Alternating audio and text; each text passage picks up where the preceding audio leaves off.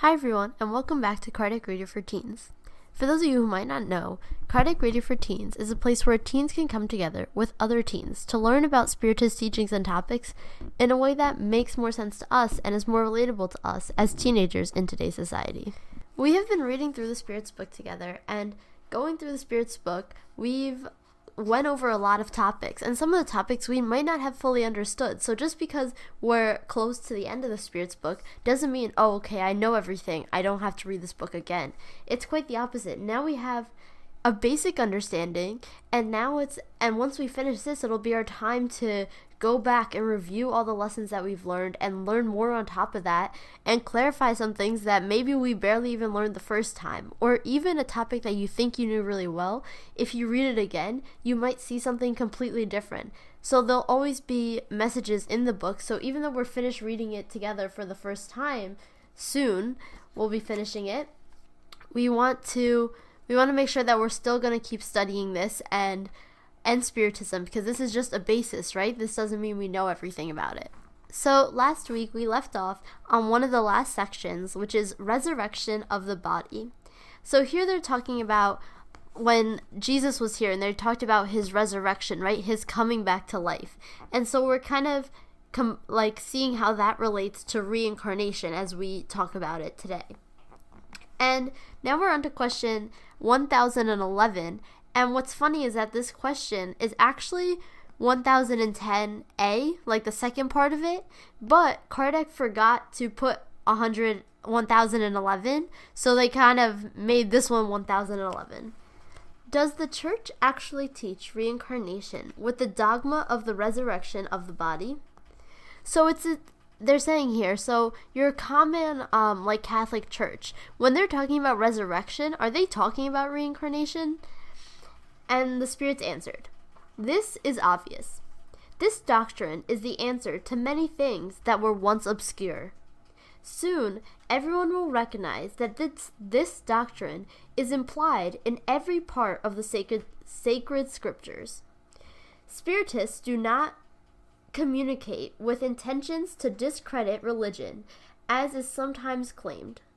On the contrary, they confirm and endorse it by providing irrefutable proofs. It is time to reject the use of figurative language. The Spirits do not use allegories, and every statement has a clear and precise meaning, without any danger of misinterpretation.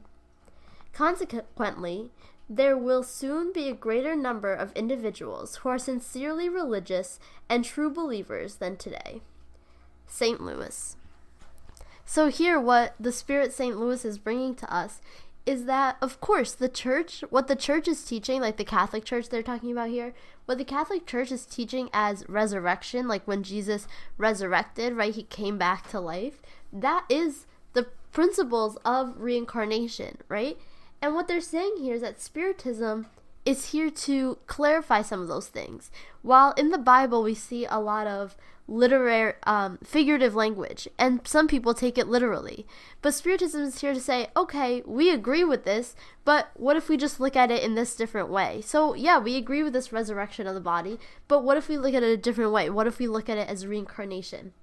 So Spiritism is not trying to go against any religions or say, oh, your religion's wrong, you have to believe in this, but they're kind of proving it, right? They're kind of helping that religion. They're saying, yeah, you're right, and we can see that here. And we see in all religions have principles of doing good and good qualities that you should have good qualities, and we see that all those things we agree with. So we're not disagreeing with all these religions, we're just maybe looking at it at a different way, right? And a way that here, like they says, that has irrefutable proof.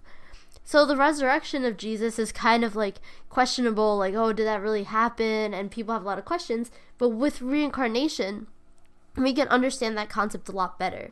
So again, it's not trying to say that that this religion is better than others, but it's just trying to kind of prove the things that religion said. It's saying, oh yeah, but if we look at it this way, it can make more sense. And I was actually just talking to a friend about this yesterday, that it's so important to have this religious tolerance and to be kind to all religions, because when it comes down to it, we are all looking for the same thing. We're all practicing the same thing, right? To be better individuals and to do good. So just because we might see it a little differently than someone doesn't mean that they're completely wrong. It might even be the same principal idea that we have. And then the spirits continue. Science has determined that resurrection, in the way it is commonly believed to occur, is impossible. If upon breaking down, it could be shown that the fragments of the human body remain the same, even when scattered and reduced to powder, we might conceivably entertain the possibility that the essential element can come together again, but this is not the case. The body is made of various elements, including oxygen, hydrogen, nitrogen, and carbon. They are dispersed and formed new bodies, so that the same molecules of carbon, for example, can be used in the composition of thousands of different bodies. We are speaking only of human bodies, not animals. An individual's body may have molecules that were once in the body of your prehistoric ancestors. And the very same organic molecules that you have consumed from your food today may have come from the body of someone else whom you have known, and so on. So hear what they're saying. So now they're saying why the word resurrection isn't really the right term. Because when we're looking at resurrection, we're saying that, especially when we're looking at the example of Jesus, that let's say that someone died and then their body started decomposing and then they came back to life in that same body, right? When we're talking about resurrection, we're talking about that same body coming back to life. But because of science, right? Because Spiritism does follow these laws of science. We're not going against science and what our modern science says, right? So because of science, we can't have a body that's decomposing just like come back together. So we can see that wouldn't really make sense. So a body that's decomposed, or what if it was a resurrection after a long time? So that body should be completely decomposed, right? And not be able to be put back together. And because human bodies, right, that's so materialistic. And human bodies, like they're saying here, are made up of these elements. And these elements, once they're broken down, they go into various things, and then they create new bodies. And because that's just like the material thing, right? Like the material part of the body. So as we can see here, it wouldn't make sense for us to reincarnate into the same body or to resurrect into the same body, right? So that's what they're saying. Just because of science, we can see that resurrection might not be the right term, but if we see it as reincarnation, as a new body, but that same spirit, so kind of like your essence are the same, but just what you physically look like is not the same, that can make a lot more sense. And then they continue. Matter exists in a finite quantity. However, its transformations are unlimited in number. How is it possible that countless bodies formed out of it are rebuilt with the same elements? Such a reconstruction is physically impossible. The resurrection of the body is possible, rationally, as a figure of speech or a symbol for reincarnation. If interpreted in this manner, it contradicts neither reason nor science. So here what they're saying is more of this more scientific part is that matter is in a finite quantity, right? So there's only so much matter. The amount of matter we have on Earth, that's it, right? That's the amount of matter that's there. So we're not producing any more matter. We're just kind of like reusing matter. We're recycling it for different things. So like they're saying here, like the bodies that decompose, those molecules, those elements go into creating a new body eventually, right? Because it's just recycling throughout the Earth, right? We're not creating any new matter. So they're saying, but how many times it can be transformed? That's unlimited, right? We can just keep transforming elements and molecules into as many different things as we want, right? So that's why we keep, so that's how that keeps happening. So and then they're saying, how is it possible that one body would resurrect or reincarnate into the same exact body, right? That would be crazy. That would be getting all the same exact elements and molecules and putting them back together, right? And we know that it's recycling. It's going all over the place, right? Just like we know, if we look at a simple example, like money, right? Well, sometimes they make new money, but if we're thinking about it, there's a certain amount of money right now. And that just goes floating, and you keep moving it throughout society, right? Someone gives it to someone, and someone gives it to someone else, and sometimes they even put those little trackers on the money so you can see where it's ended up. And it went like across the country. So it's kind of the same thing. These molecules, they're just getting passed around. They're going all over the place. So the chances of putting together the same exact molecules and making the same exact body is it's basically impossible. But they're saying, if we're talking about resurrection as a reincarnation, if we use the word reincarnation, then this makes more sense, right? Because then these molecules are just making a new body, and that's what we're going into. So that is not going against science nor reason, right? We can reason with that better instead of just resurrecting into the same exact body. And then the spirits continue. According to dogma, resurrection takes place at the end of time. According to Spiritism, it takes place every day. The image of the Last Judgment hides a beautiful face under the veil of the allegory of an immutable truth. However, when we learn about its real significance, the belief in resurrection as the only judgment day goes away. When we carefully study the Spiritist teachings regarding the destiny of the soul and their fate after various trials they must undergo, it is clear that the assertion or judgment that condemns or absolves is not a fabrication, as skeptics suggest. We should note instead that today this is a natural and accepted consequence of reincarnation and the plurality of worlds, whereas according to the doctrine of the Last Judgment, the earth is the only inhabited world. So again, here we're seeing how they're not going against another religion or another belief, but they're saying, okay, there's this belief right here, and Spiritism, we kind of just put it into terms that can make more sense with our reason, with our with science, with our conscience, with how we think, right? So how could there be, like they're saying here, the Last Judgment, how can there be a single day when people are judged, when actually this is happening constantly, right? As something comes up, that's happening. As this resurrection, it's continuing, right? As we call it reincarnation. So it's not on one specific day, and at the end of time, there's one specific day. No, it's taking place every day, all the time. So it's not that we're going against what other people believe, but kind of putting it into our own words and our own ideas so that we can make better sense of it. And as we commonly see, a lot of Jesus' teachings at the times and what is left from that time of Jesus, a lot of it is figurative language, right? It's things that weren't meant to be taken literally, but interpreted somehow. Now we're on to the next section, which is Heaven, Hell, and Purgatory. Question 1012. Are there specific places in the universe set apart for the joys and sorrows of spirits according to their merit? So here basically what it's asking is there a heaven and a hell? Is there this distinction? Is there a place for the joys, for the good things, and is there a place for the bad things? And the spirits answered, we have already answered this question. The joys and sorrows of spirits are inherited to their degree of purification. Each spirit finds principles of its happiness or unhappiness in itself.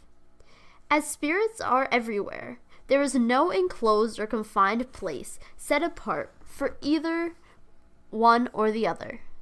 As for incarnated souls, they are more or less happy depending on how advanced their world is. So here what they're saying is, as we've talked about before, the joys and sorrows that we feel are within us, right? Within our conscious, within our minds, within our feelings. So if we do something wrong, we're going to feel that within us. So we don't need to be in any specific place because that sorrow and that suffering is going to exist right within us. So there isn't a closed or confined place that you are to be happy or to be sad. It's because it's going to be within you.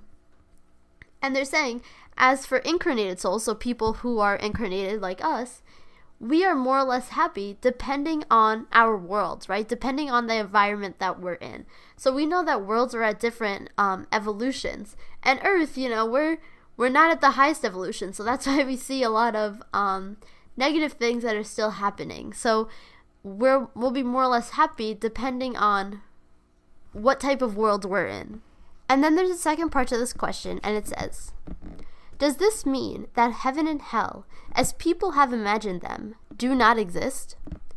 So again, here's the question that's coming down to heaven and hell that we always talk about. Does it actually exist?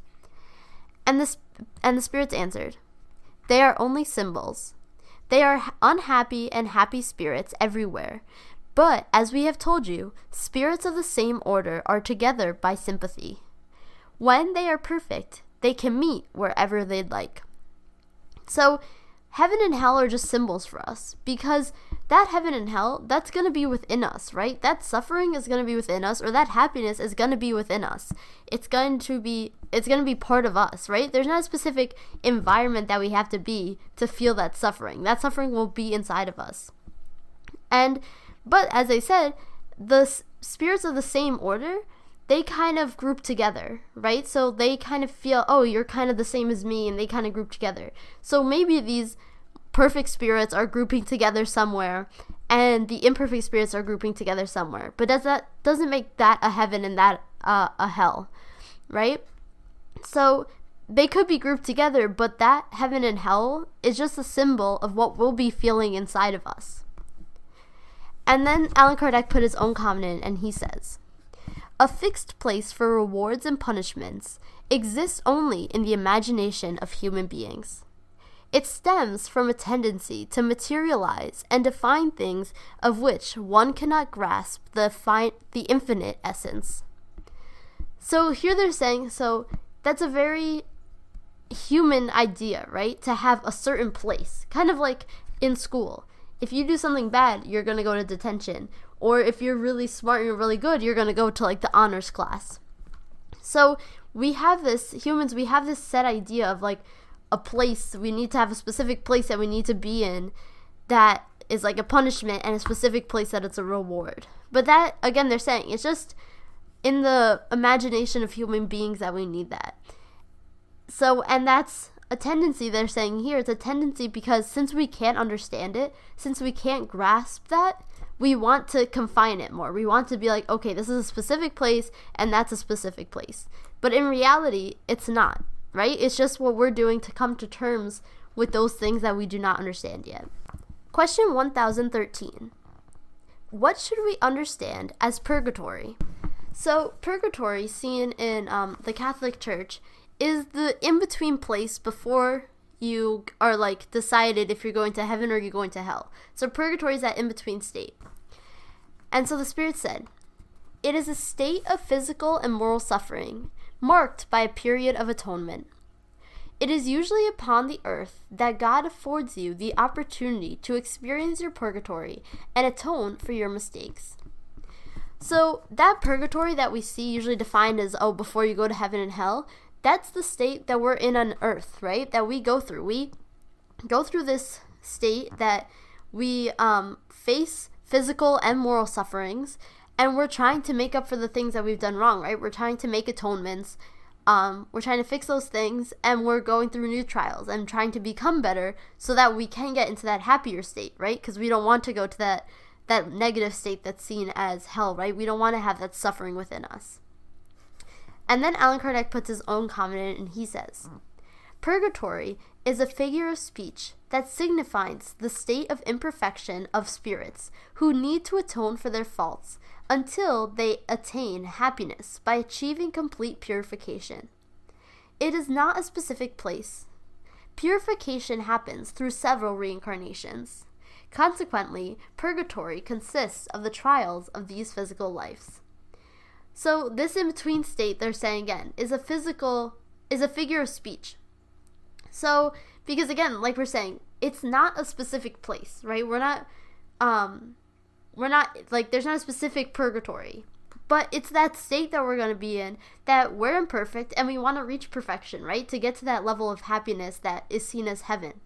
So we're in that imperfection and we're trying to make up for the wrong things that we've done and advance forward. And as Spiritism looks at it, we have several and many reincarnations to do this over, right? To become to that level of purification.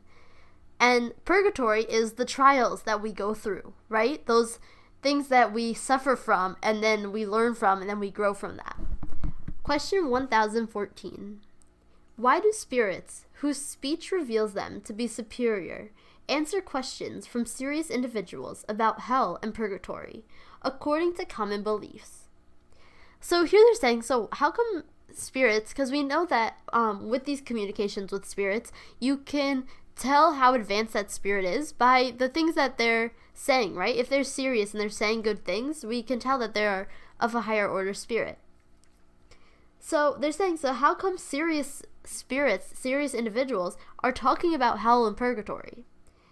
And the spirits answered, they speak in a language that is understandable to the people who pose the questions understand.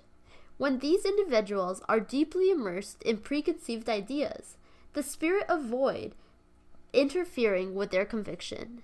If a spirit were to tell a Muslim, without the proper precaution, that Muhammad was not a true prophet, it would be poorly received. So what they're saying here is that sometimes in these communications with spirits will say hell and they'll say purgatory and they'll say heaven, but that's because they're putting it into our language, into a language that we can understand. Because imagine going to someone who fully, completely believes in heaven and hell and telling them, nope, that's wrong, that doesn't exist. They're not going to take that so lightly, right? And we don't go up to people and say, oh yeah, that's wrong, that doesn't exist, you have to believe what I believe. We don't do that, right? So to help that person, the spirit will say it in terms that they will understand. Because like we said, it's not that we are against certain religions, we're just seeing it as different, as differences, right? As little different ways to look at it. Because it's not that we don't believe in this heaven and hell, we don't believe it as a specific place, but this feeling of happiness and that feeling of suffering, that's going to be within us, right? So it's not that we completely don't agree, it's just a different way to look at it. So the same thing, the spirits are putting it in the terms that that individual will understand and will comprehend better and will be beneficial to that individual. And then there's a second part to this question, and it says, that is understandable for spirits who want to educate us. How is it that others, when questioned about their situation, reply that they are suffering the tortures of hell or purgatory? So here they're saying, okay, so these are highly evolved spirits that they want to educate us, right? So when they're using these terms, it's because they're doing what they can to help educate us, to help us learn. So now they're saying, so what about spirits that aren't as evolved and they're saying, I'm suffering in hell or I'm suffering in purgatory? So they're saying that they're suffering the tortures of hell. What do we think about that? And the spirits answered, when they are inferior and completely dematerialized, they retain some of their earthly ideas and describe their impression using terms that are familiar to them. Their state allows them to obtain only a very flawed view of the future. This is why errant spirits are those who, recently freed from their physical body, often speak in the same manners as they did during physical life. Hell means the life of extremely difficult trials, characterized by uncertainty with regards to improvement, while purgatory is life of trials embarked upon with the certainty of a happier future. When you experience intense pain, do you not say that you are suffering as a cursed soul? The expression is only a figure of speech.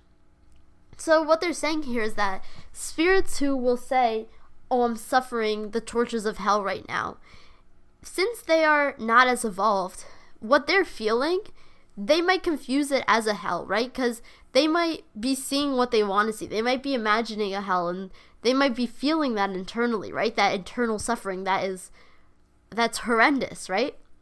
So they might be feeling that, and they're also not as evolved. So just because they're in the spirit world doesn't mean they have this newly gained knowledge, right? So they are still going to use the terms that they're accustomed to. They're still going to use hell, and they're still going to use purgatory, because those are the things that they knew in this physical life, right? And they're not as evolved to see above that yet. Question 1015. What should we understand as a tormented spirit? So they're saying, so what is a tormented spirit? A spirit that is suffering. If they're not suffering in hell, what should we think of those spirits? And the spirits answered, an errant and suffering spirit, uncertainty of the future, and whom you may provide assistance that is often requested by contacting you in attempts to obtain relief. So a tormented spirit is a spirit that is suffering, and they're not as advanced, so they can't really understand, so they don't know what the future has to hold for them. Because as we know, some spirit, depending on what you do, and we've all gone through this at some point and might still go through this, is that this suffering can go on for a long time, right? Even centuries. So they're uncertain of the future, and they don't know what's happening. And it's often the spirits who try and contact to obtain relief, to obtain help, because they're suffering and they don't understand. Question 1016. How should we understand the concept of heaven? So now they're saying, okay, what about the concept of heaven? And the spirits answered, do you think that it is a place like the Islam of Greek mythology, where all good spirits are crowded together haphazardly with no care than that of enjoying passive happiness for eternity? No, it is a universal space. It is the planets and the stars and all the higher worlds where spirits enjoy all their faculties fully, without having to experience the ills or misfortunes of material life, or the suffering that is characteristic of inferiority. So they're saying it's not a place, heaven is not going to be a place where all these perfect spirits are just hanging out, doing nothing, just being happy all together, just sitting there, right? No, it's going to be everything. It's going to be universal space. It's the planets and the stars and the high order worlds. And where they're enjoying their faculties and helping others, right, without having to suffer for inferiority, because they've gotten past that. They don't have those inferiorities yet that cause suffering. So they do have this happiness, but they're not just crowded sitting together in one specific place. So that's where we'll leave off today, and next week we'll finish off with the last few questions, and then we have the conclusion, and then we'll be done reading the Spirit's book together for the first time. Before we leave off today, I'd like to read our message from the Daily Book of Positive Quotations by Linda Picone for today's date, January 8th. This one's titled, Difficult Times. I ask not for a lighter burden, but for broader shoulders. Learning to handle problems is like lifting weights. The more we do, the stronger we become. None of us wish for problems, of course, but when they come along, and we all must face problems in our lives, we can take solace in knowing that we are gaining coping skills that will help us in the future. I have learned a lot from the most difficult times in my life, and I am a stronger person as a result. If at all you guys have any questions, comments, concerns, anything you want to talk about, any suggestions for what to do after the Spirit's book, after we finish reading it, please feel free to email me at kardecreatorforteens@gmail.com, and I'll get back to you right away. I'm Bia, and this has been Kardec Radio for Teens. Thank you all for listening. This has been Kardec Radio for Teens. Thank you all for listening.